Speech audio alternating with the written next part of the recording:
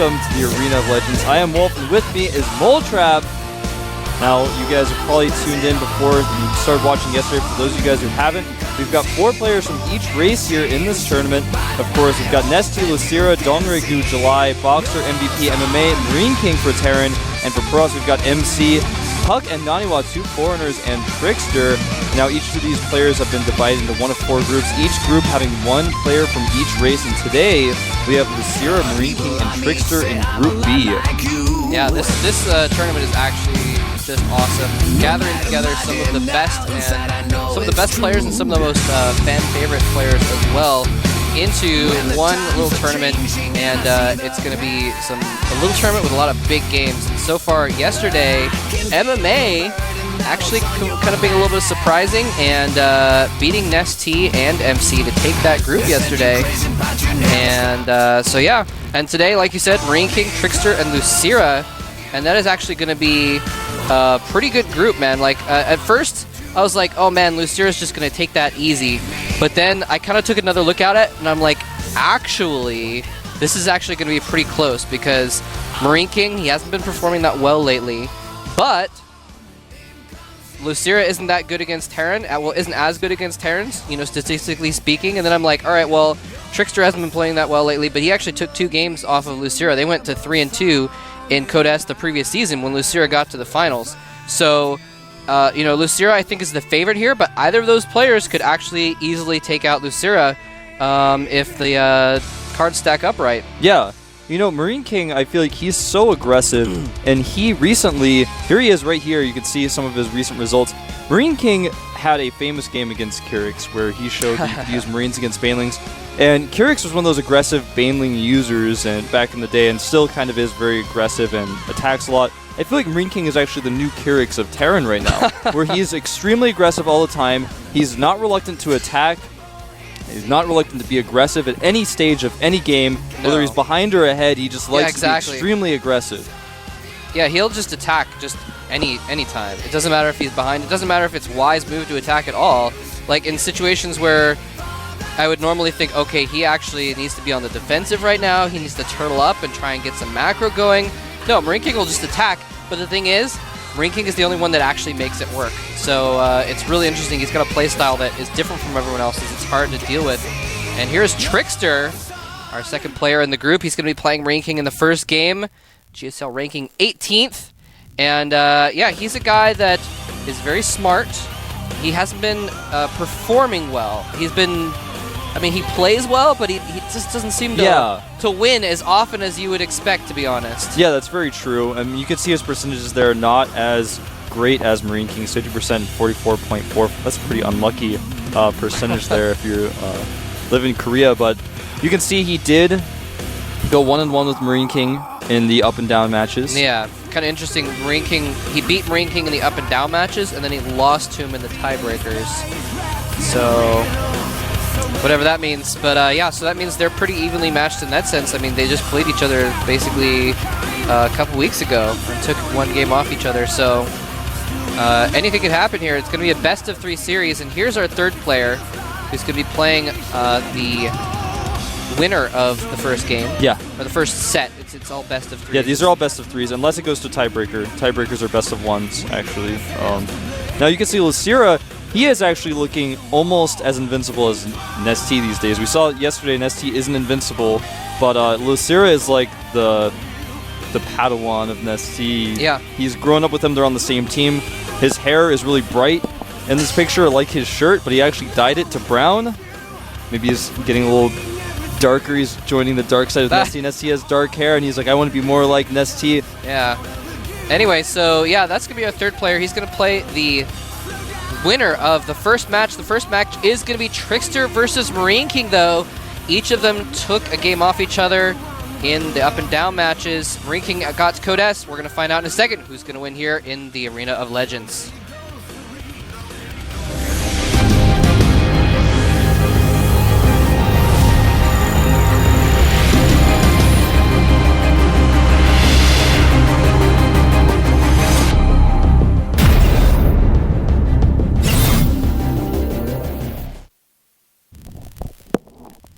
All right, up here at the top of the map, is our Terran player who barely scraped his way into Code S. Most recently in the up and down matches, he is known as MarineKing Prime. And down here at the south end of the map is going to be our player from, I almost said from TSL. And recently switching to StarTale. And he's going to be StarTale TricKsteR. Yeah, TricKsteR, of course, came from a team that was really good with Protoss. Actually had some of the best Protoss talent in the world, and has now moved to StarTale. And MarineKing, his TVP was actually for a time one of his worst matches, but he's actually been improving it quite a bit. And on a map like Terminus, MarineKing is really well known for doing a one-rack expand. It's his favorite build to do on this map, and I think if we see anything but that, I'll be really surprised. Yeah. Antigua Shipyards is another very... Oh, I don't know why I said Terminus, I'm sorry. No, that's alright, but it's a relatively large map, especially if you're in cross positions like this. It's going to be very interesting. Now, something to note real quick before this game gets too far underway, something that's kind of interesting about this situation is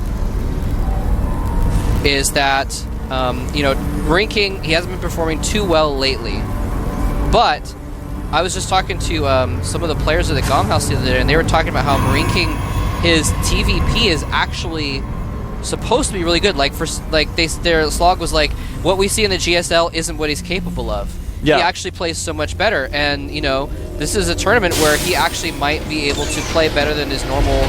Maybe get spooked on stage or something like exactly. that. But this is a different situation here. Yeah, he's sitting in his comfy chair at the Prime House right now.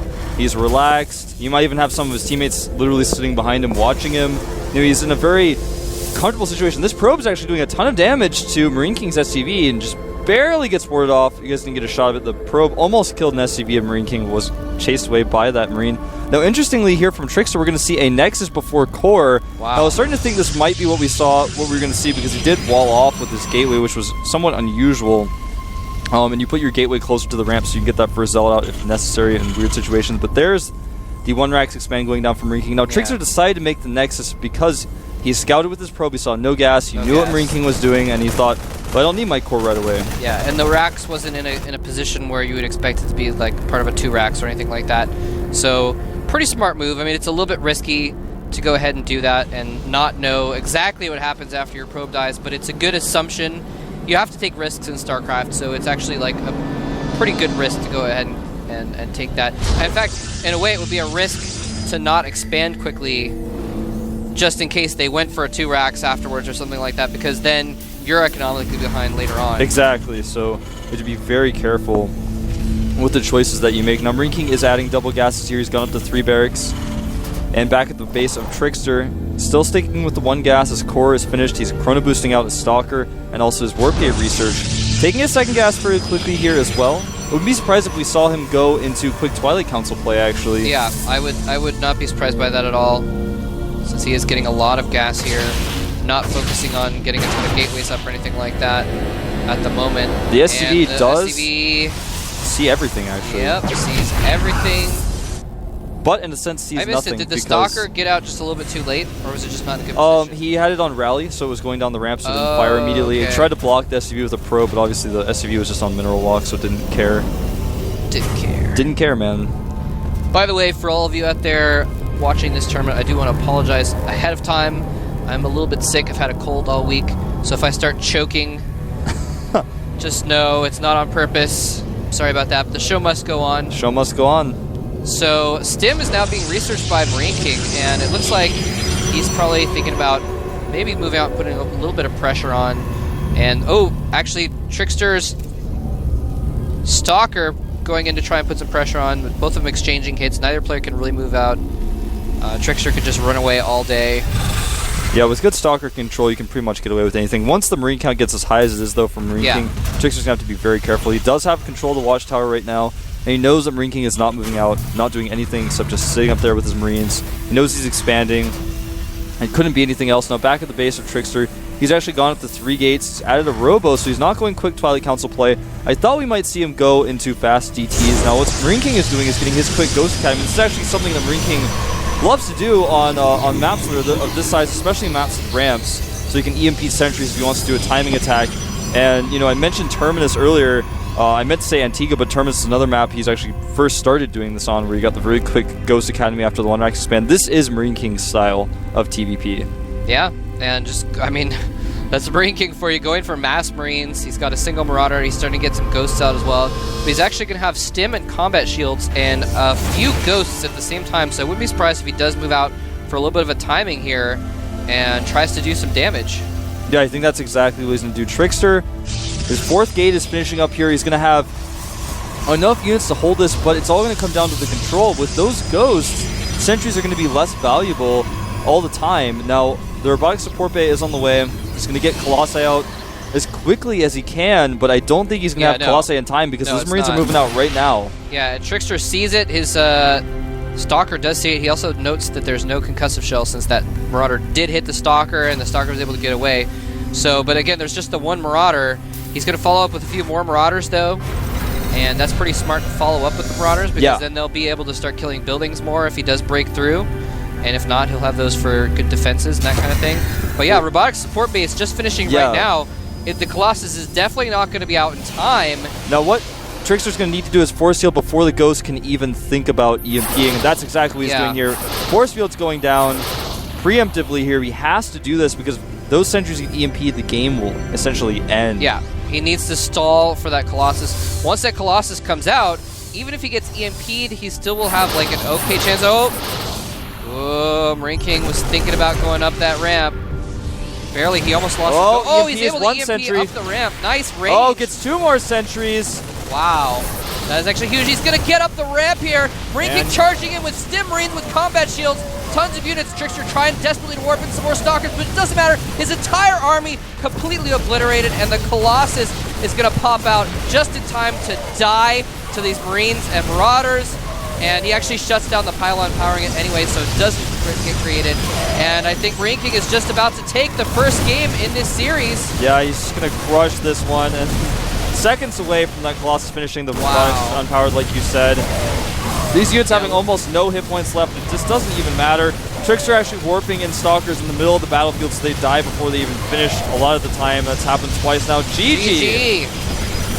Wow. And that was like basically a perfect timing. Like an absolutely perfect timing from MarineKing. And I think that's why he was getting antsy with the EMPs, trying to EMP up the ramp and everything, just to make sure he could get in there, because he knew if he waited any longer at all, the Colossus would be out and it would be a completely different situation. And that's literally how it turned out. Exactly. The Colossus was literally like 1 second from finishing when he shut down the pylon that was powering the robotics facility. Of course, he would have needed it about 5 to 10 seconds earlier to defend the attack, but very, very close timing. MarineKing getting there just at the perfect moment. The great EMPs that he did, he wasn't really able to see very much. He was only able to see for that moment where he had the scan where he killed the observer, and he picked the right targets to EMP. He hit all of the sentries, and he knew without a doubt that when he stemmed all of his units, there was going to be no force fields in his way. He charged in, and TricKsteR, I feel like, actually should have just pulled back and bit the bullet with a few zealots and tried to macro up a force and get that Colossus out, maybe even lose his Nexus. There was no way he was going to be able to fight like he tried to by warping in 4 Stalkers that were being fired upon, and they all just died before they can even warp in. Then he tried to do that again after, you know, the forces were knocking at his doorstep quite literally. And if he had defended a little bit better, he might have been able to hold, but MarineKing's push looked pretty undefendable. And that's really textbook of MarineKing's play, actually. He loves to 1-rack expand, go up to 3 barracks, get a fast Ghost Academy, and do a timing attack. That's actually textbook MarineKing TVP. There you go. Works very well. So we are going to be moving on to Game 2 in a moment then. Yeah, the map is going to be on Tal'Darim. Tal'Darim Altar. Again, this is a best-of-3 series between MarineKing and TricKsteR. And then the loser of that series will go ahead and... Apparently the loser is going to be facing Lucira. Sorry, I said it was the winner earlier.